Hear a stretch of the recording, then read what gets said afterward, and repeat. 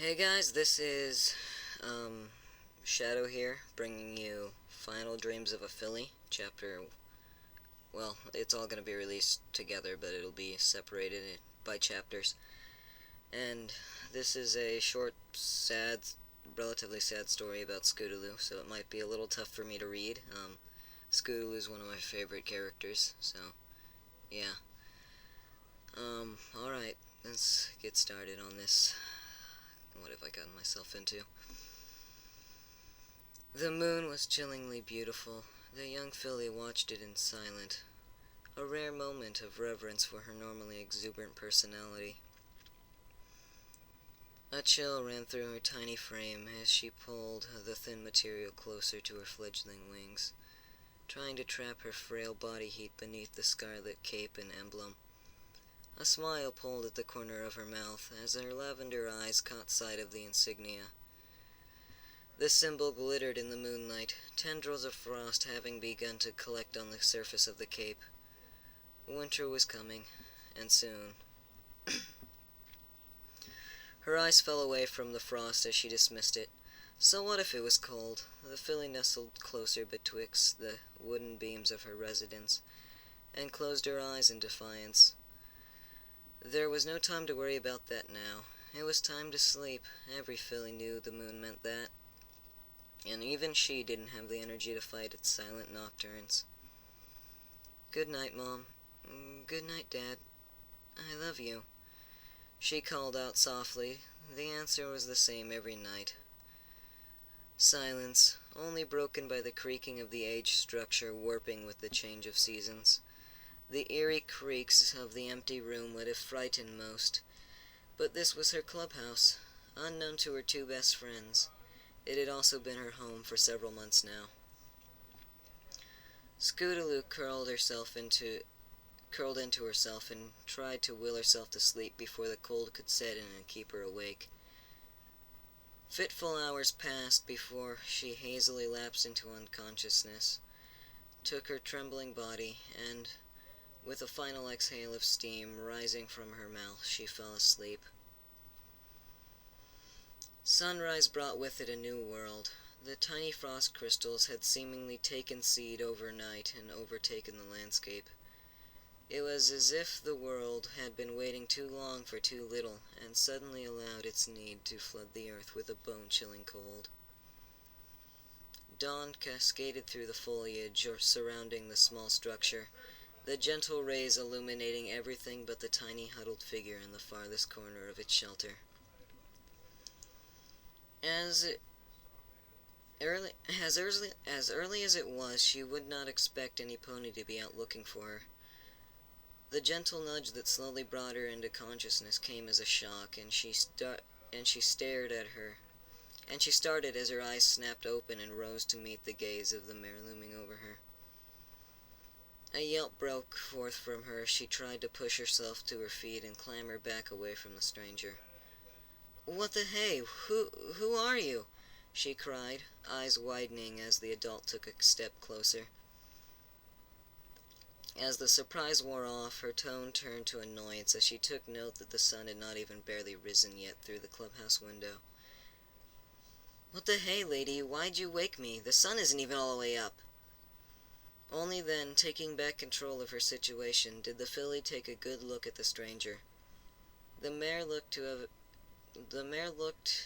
be an alicorn, old and worn, far past even what Celestia looked like. Her pelt had faded through age, and had a dull luster of muted gray to it. Her wings hung low at her sides now, the feathers thin and barren. Only soft down now clung to them. Her mane shone no sorry. Her mane showed no stars or celestial decadence, but draped around her like a white cowl, solemn and straight. What took Scootaloo aback the most was her horn. It had been snapped in two, with thin hairline cracks running through it. They all fell to a point just above her eyes, the saddest brown eyes that Scootaloo had ever seen, fixated down upon her. Meeting those eyes caused a lump to rise in her throat, and she struggled to swallow it before wrenching her gaze away and casting a sidelong glance at the alicorn. Who, who are you, and why'd you wake me up? The mare stood silent for a few moments before she closed her eyes and bowed her head, shaking it slowly. Scootaloo, I'm so sorry, but... How'd you know my name? The mare winced at the outburst before stomping a hoof resolutely to silence the filly, and continued. I'm so sorry, sweetie. I didn't wake you. You never woke up this morning. The tension in the air almost made her choke on the lump. Tears stung her eyes in the shock. Tears stung her eyes as she shook her head and took another step back. You're lying, she whispered, her voice unintentionally harsh as she continued to back away. It was then her hoof hit something solid.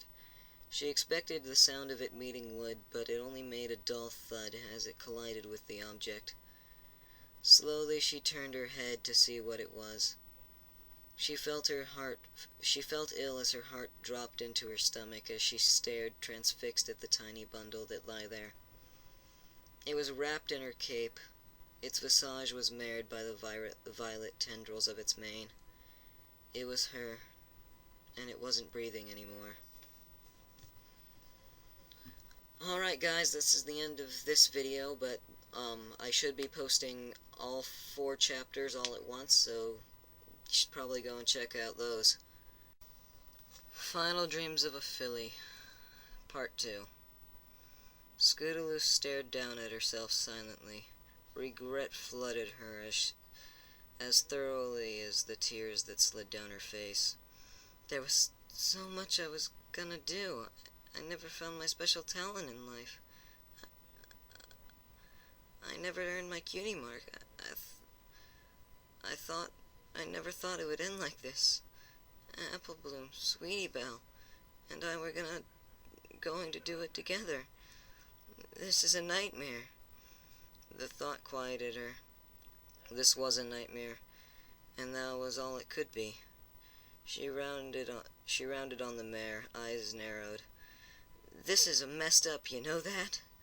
What gives you the right? Why? It had been countless centuries of the same question. The mare closed her eyes and thought for a moment, wondering how she still never had quite a good enough answer. After a moment, her eyes opened and she extended one of her wings as if to beckon the filly near. I wish I had a better answer, but this isn't a nightmare, Scootaloo. You fell asleep and the temperature dropped so suddenly. There was nothing any pony could have done. As she spoke, she slowly came closer, the heartache in her eyes deepening as countless times before the filly began to beg. No, she screeched, rearing and striking the mare with her front hooves. No, please, I'll do anything you want. I'll never break one of Rarity's. I'll never break any of Rarity's form models. I'll never sneak cupcakes at Sugar Cube Corner. I'll go back to the orphanage, please. The momentum in her voice waned into sobs as she felt her front legs collide with the old mare's body. The mare didn't cry out in pain or try to defend herself. What she did was much worse, and Scootaloo broke into fresh sobs as the mare tucked her wing over her broken body and lowered her muzzle to gently nuzzle her muzzle. I'll do anything. Please. I don't want to die. Quiet dominated the small room. The only sounds were that of Scootaloo gently crying into the coat of the mare. Occasionally the mare would softly shh or soothe her, but otherwise said nothing. The filly was right in that it wasn't fair. To have lived for so long, and to perish alone without a purpose in life, was cruel. It was also why she was here. It was a long time before Scootaloo found her voice again. Turning to look at her body, she addressed the mare. "What happens now?"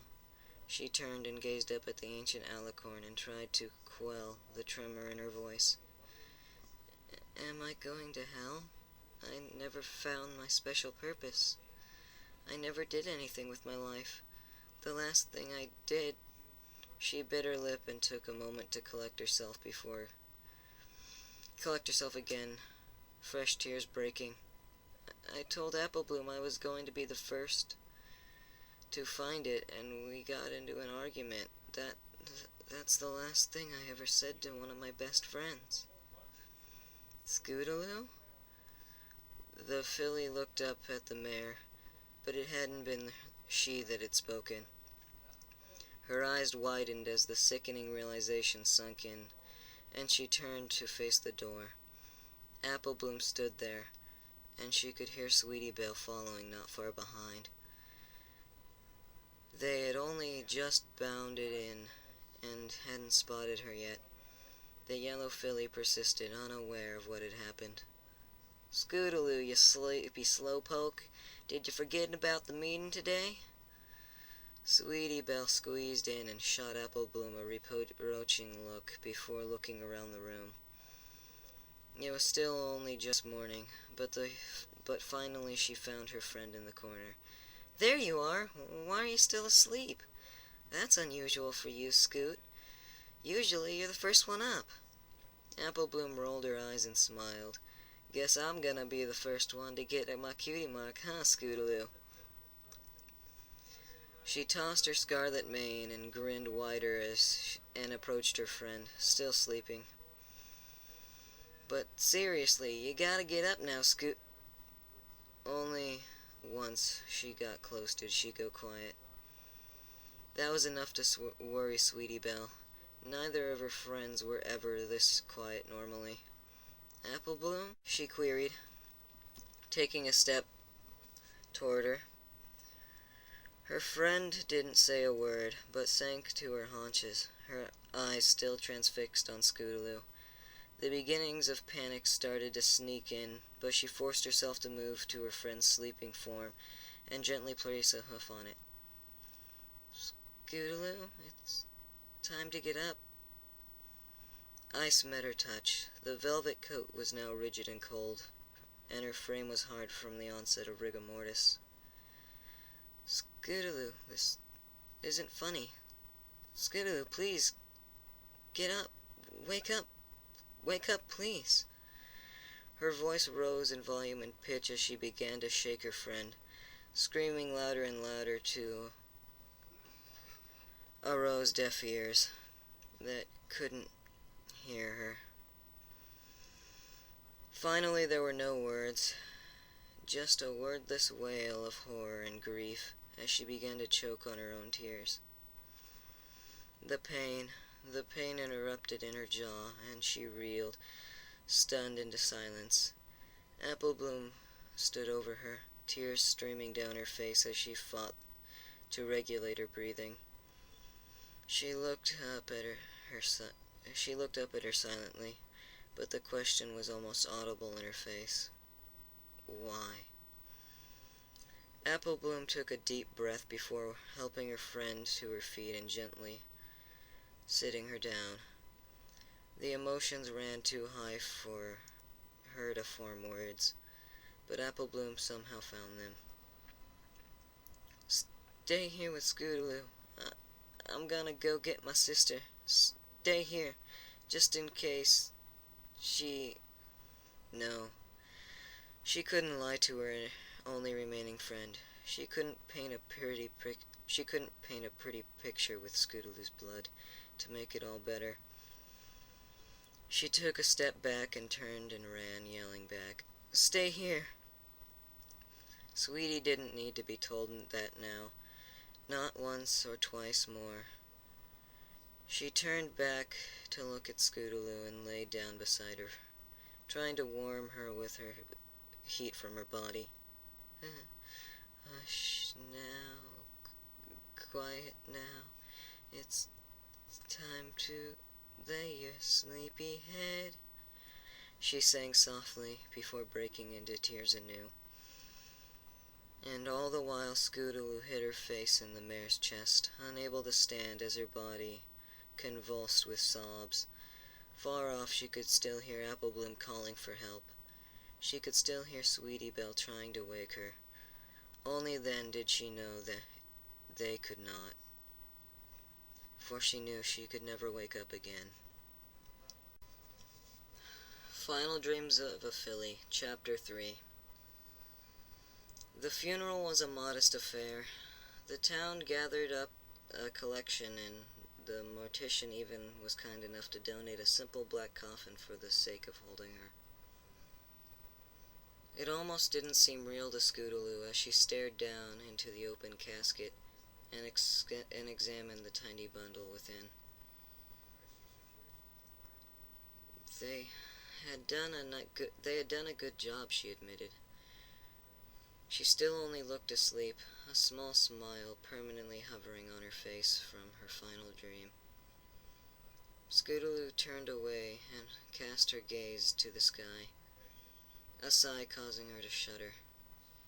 The weather team hadn't been able to clear the skies, why she didn't know, but the day was somber in its muted gray sky that occasionally rumbled with the softest rumble of thunder. "It's time, Scootaloo. We should take our place."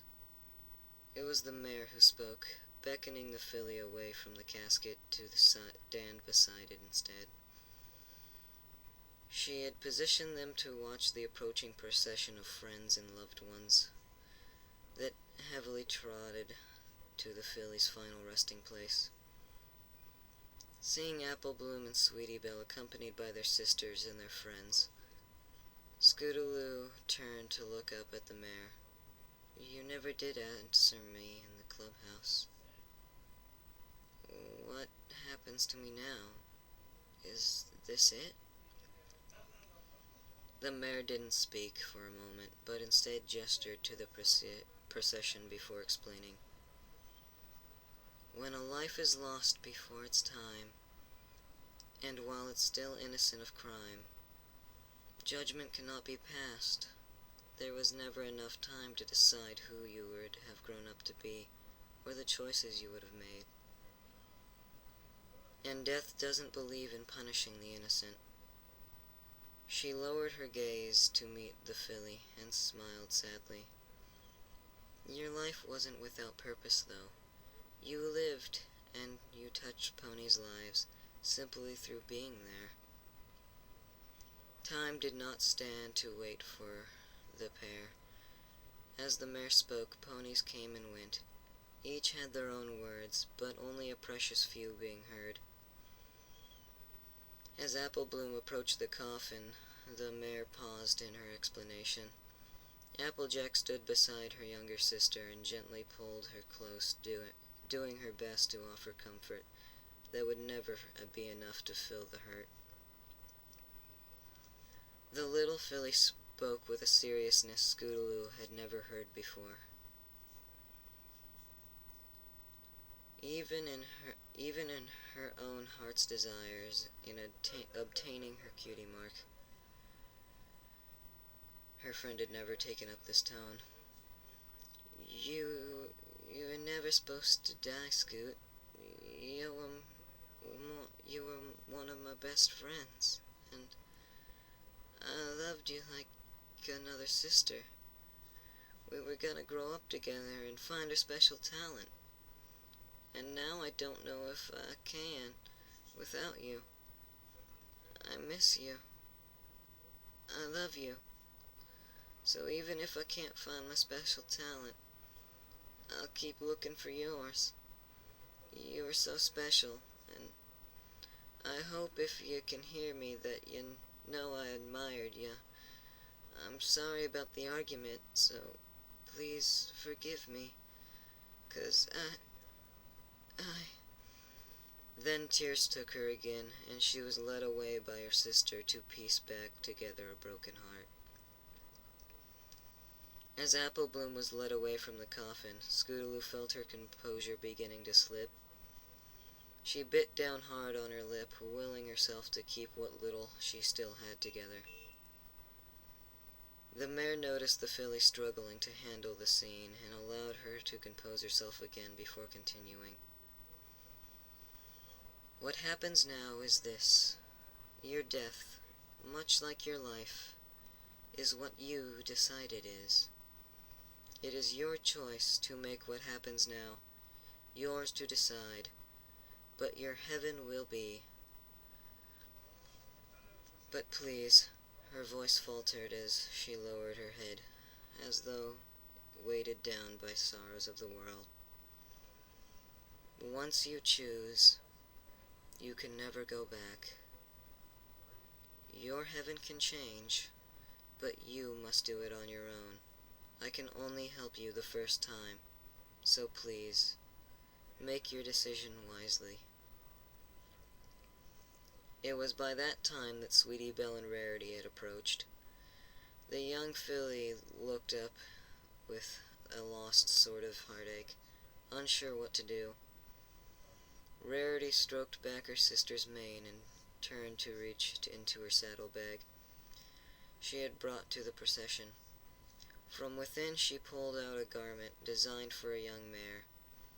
It was a long flowing cape lined with the shimmering gold of Celestia's sun. The rest was comprised of a rich, heavy scarlet velvet, in the middle was a much more intricate design. 3 mares of all creeds joining in the center. The Earth Pony and Unicorn were mere silhouettes, but between them held the magnificent wings of a Pegasus. Carefully she draped it over the coffin and nodded to Sweetie Belle. Soft at first, the little filly began in low trembling tones, but she closed her eyes and turned her head to the heavens. Her voice grew louder and louder as she sang. I have not wings to follow you, and know not where you go. I cannot fly to the heaven far to ever let you know. But your wings were made for angels, irreplaceable in their worth. So goddesses have now taken an angel back from earth. The song dissolved into bitter tears, and as the former had, she was led away to recover in the company of her only surviving friend. It's not fair, she choked, furious at herself for collapsing back into the grief of her own death again. She scrubbed at her eyes and cursed herself before taking a deep breath and forcing herself to calm back down. Even after the touching words, she felt at a loss. Did they not understand? You were the best friends a girl could have, Sweetie Belle. Sweetie Belle's more of an angel than I am, and Apple Bloom is just trying to stay strong for her. It isn't fair. The crowd slowly dispersed as the hours ticked by. Scootaloo watched as many of the adults she had known spoke in low, soft tones of their regret and sorrow. She watched as some laid down gifts and letters to a filly that most of them had never known. Was it guilt that had drove them to do this? She didn't know. She only watched as familiar and unfamiliar alike gathered to say their goodbyes, and then she was all alone. Scootaloo could feel a dull ache in her chest as she sat there waiting. Out of the many faces, there had been one missing. I guess I wasn't really important to her. She began looking up at the mare who moved to sit beside her, offering only what she had to give, if only an ear to listen. Scootaloo continued as she looked up at the sky. I wanted to grow up to be just like her. She was the most amazing flyer in all of Equestria. She could break the sound barrier. She could move the world if she wanted to. But she didn't. A creak of protest interrupted her. The origin came from a rusting hinge at the funeral's gate. Two figures seemed to move at the edge of the haze that begun to enshroud the gravesite.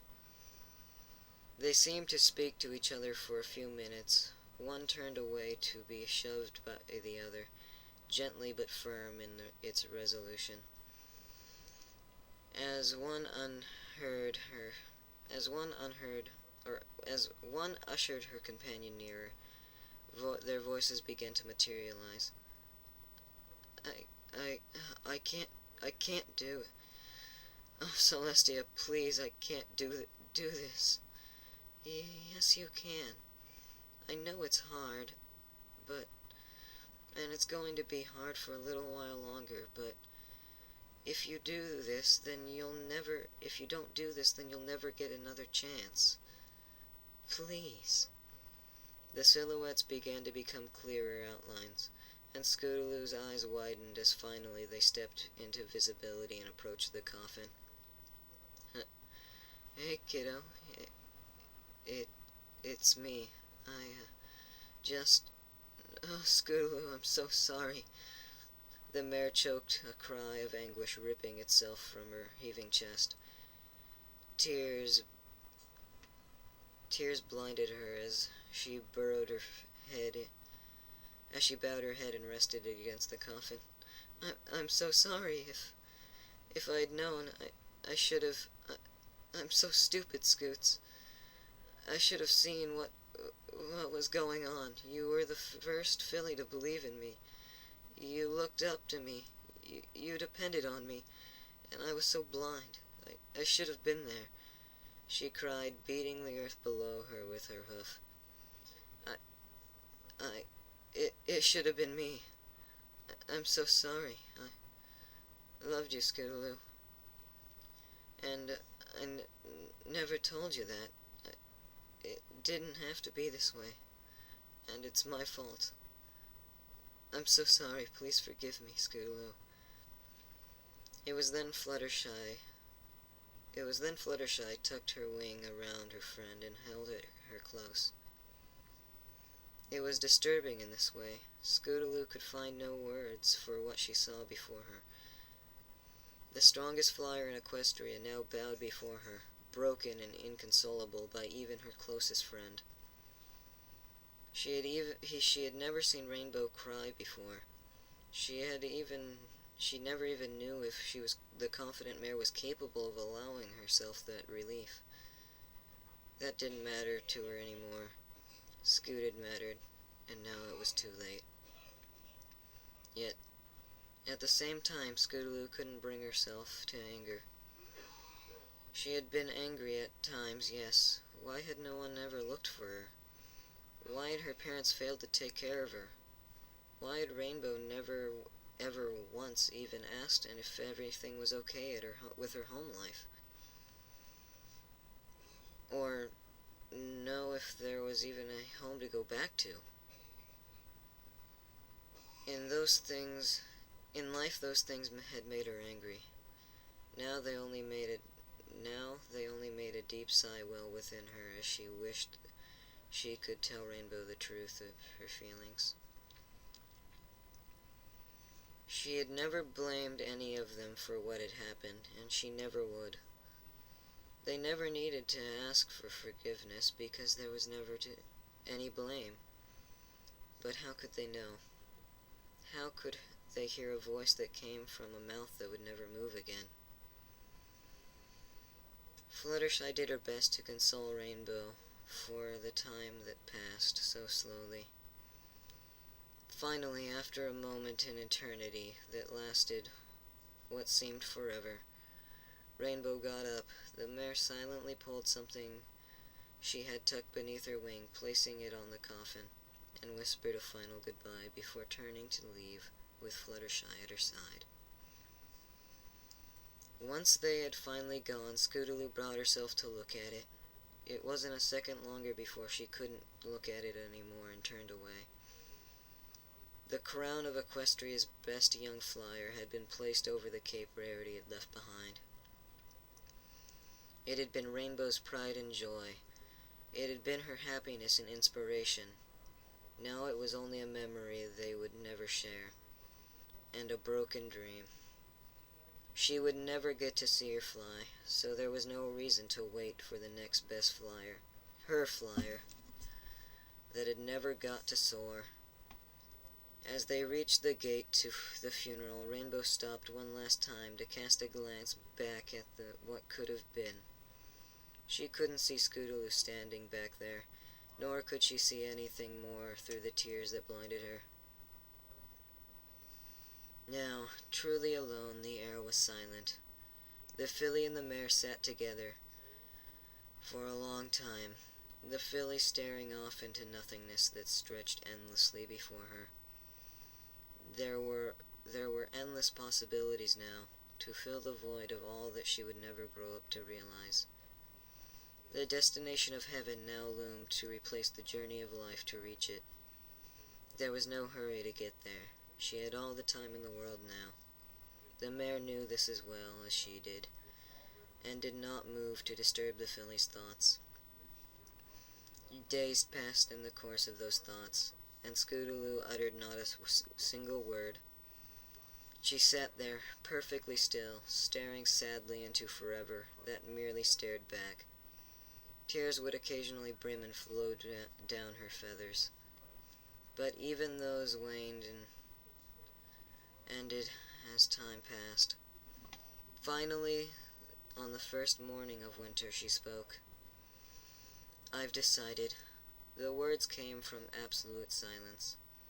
The mare stared at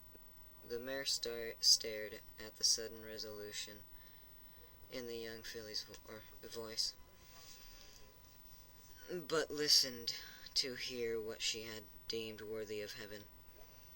Over thousands of years she had heard and seen many different heavens. Sometimes the heaven would be of one who chose to become a god and rule forever in their own domain. Sometimes the heaven would be a fantasy they'd never got to fulfill. Then sometimes it would simply be to never want or need anything again, and simply join their loved ones when their time came, living in paradise for all eternity. Scootaloo continued pushing herself up and bracing for what was going to come next. "I know what I want, so now what?" While the mare found it odd, she did not simply speak it and let it be. She nodded and turned to stare into forever once more. "Will it be? But be sure there isn't any going back after this. Do you understand?" Scootaloo only nodded and closed her eyes. This was her heaven. This was her final dreams of a filly. Chapter 4. The world felt like it had exploded around her. Suddenly needles of ice punctured her lungs, the metallic taste of blood tinged her lips, and for some reason she was burning alive. In the distance she could hear sirens wailing and tears, anxious voices barking out orders in choppy directions. None of them made any sense, and she was being eaten alive from the inside out, with fear. Scootaloo struggled to even remember what had happened that led to this, but her thoughts were sluggish and she couldn't seem to collect them. Only once the world came to a shuddering halt did she realize that she was in an ambulance. Before she could invest in the thought, she felt herself slip from consciousness, and she was plunged into complete darkness. It didn't last long, or else it didn't seem to. What felt like seconds later, she opened her eyes and tried to sit up with a start. Her entire body was convulsing, trembling, and she could feel her heartbeat raging away within her frail chest. A strong set of hooves pushed her gently back down, and she tossed her head wildly to see who was confining her. The will to fight disappeared. "Rainbow Dash?" she managed, her teeth chattering so hard and quickly that she quickly gave up on attempting to say more than that. The mare looked down at her with tears in her eyes, but was smiling despite being just as scared as the filly. "Calm down, kiddo. Take it easy for me. That's right. That's my girl." A nurse entered the room, followed by other familiar faces. "Scootaloo! Ah, Scoot, are you okay?" Both of them were pulled away by their older sisters as the rest of the visitors filed in slowly. "Applebloom, she's gotta rest now, you hear? Your friend had a pretty close call." For once Rarity agreed, pulling Sweetie Belle close to her. "I should say so. Why did you girls never tell us she was living in that tiny clubhouse?" Both the fillies lowered their heads with guilt surging in their voices. "We never knew. We never asked." As the nurse administered the vital warmth the young Pegasus needed, the trembling began to subside. Slowly she found her voice and used it now to say the hardest thing she had ever brought herself to. It wasn't their fault. It's mine. I was ashamed. I was scared of being taken back to the orphanage if any pony knew. So I lied to every pony. I was scared of saying goodbye." The room went quiet as it sunk in. She could see it on each of their faces. They could not bring themselves to simply accept that answer. "I should have known. I should have done something." Although unspoken, Scootaloo could see it in their faces. Only one of them spoke out loud, but it was not what she was expecting to hear. "I'm leaving. This is something I should have done a long time ago." Her eyes widened as she turned to face the voice of her mentor. Rainbow Dash, no, please." The sudden distress caused her breathing to hitch, and she was taken by a fit of coughing. Without being able to say another word, she could only watch as the pony she looked up to the most got up and left the room. The action had taken even her friends aback, and Fluttershy rushed after her to see what was the meaning of the outburst. The others merely talked amongst themselves, frightened of further upsetting the delicate health of the filly. They took it gradually outside, leaving Scootaloo alone with the nurse. Even her closest friends had been dragged away to leave her alone. This had to be a nightmare. Nurse Redheart frowned, her eyes filled with a quiet sympathy. She tried to lift her patient's spirits as she continued to work on gradually reintroducing warmth back into her tiny body. "I'm sure there's just a misunderstanding, dear. Your friends are outside discussing important things right now, but I'm sure they'll be back in to visit once you're stable."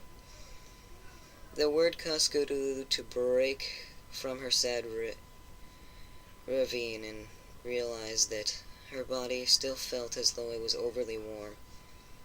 What happened? Nurse Redheart stopped and considered whether it was wise to tell the filly how close of a call she had had. Delicately, she tried to make it so that she would understand. "Sweetie, they couldn't wake you up. After your friends went home, I think one of them got worried and said something to their sister about not having seen you outside of that little clubhouse for some time. It was enough to call a search party, and about an hour ago Rainbow Dash found you, curled up on the floor. She couldn't wake you up, so she flew for help. If she hadn't found you, you wouldn't be here right now." She then moved close and tucked in the thick blanket around the tiny Pegasus' wings.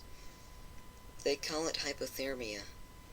The temperature dropped so suddenly, and you were only wrapped in a thin blanket. You got cold too quickly, and it's very dangerous. I can honestly say that I'm grateful you're alive and awake to be here right now."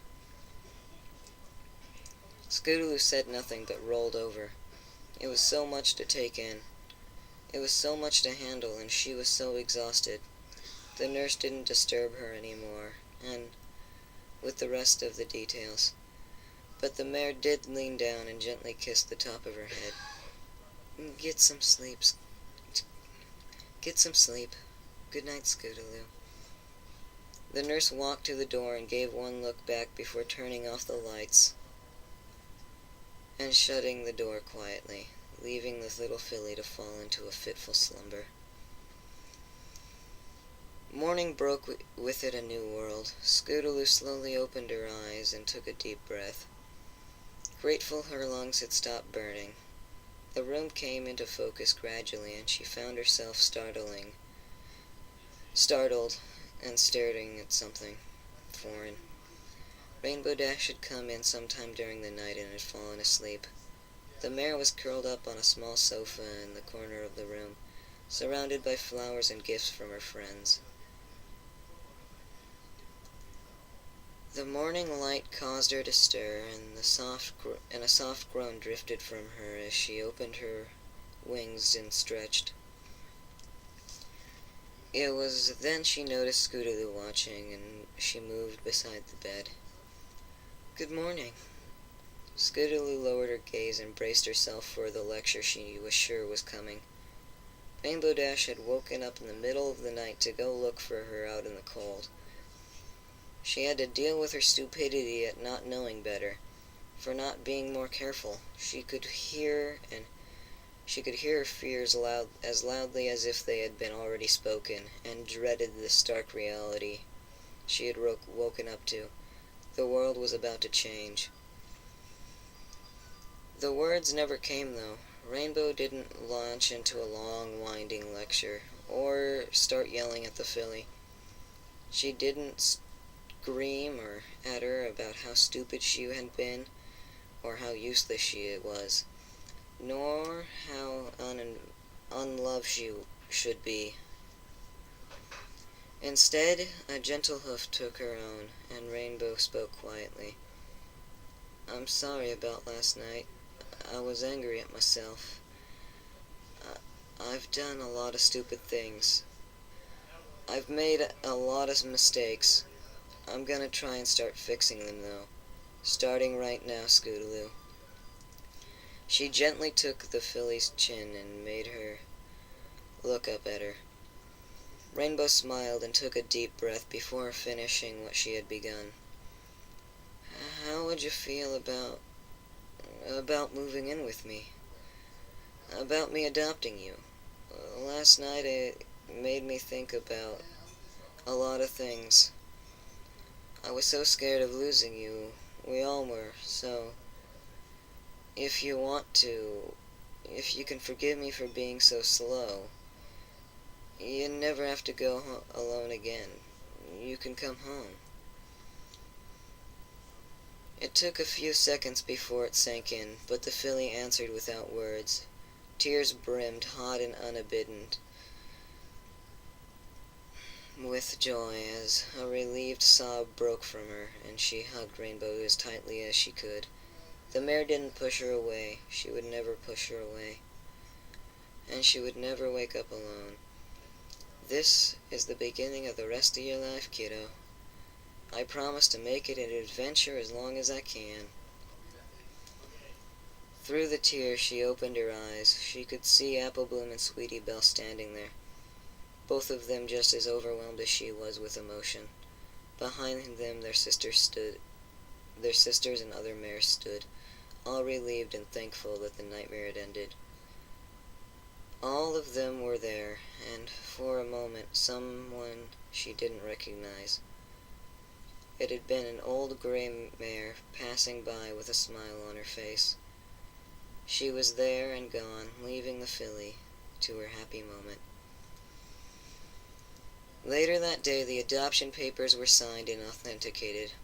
Scootaloo was released from the hospital a few days later. As she walked out with her new guardian by her side, the old gray mare watched from the hospital window, sad brown eyes closed, and a tear slid down her cheek to meet her smile. The filly would never see her again, but she would remember her. She would be the one who chose all the pains and sorrows of life so that every moment of happiness and joy was her own little heaven. And that she would never have to wake up from again.